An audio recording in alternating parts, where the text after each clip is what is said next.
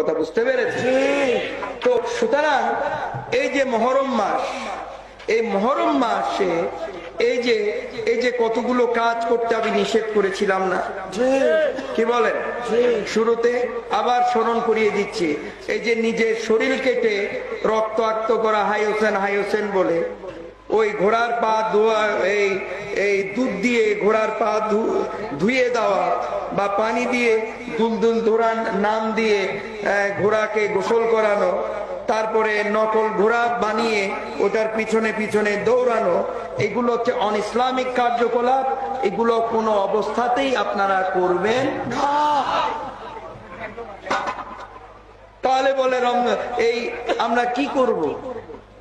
হ্যাঁ, উনি ইসলামের জন্য শহীদ হয়েছেন, প্রয়োজন হলে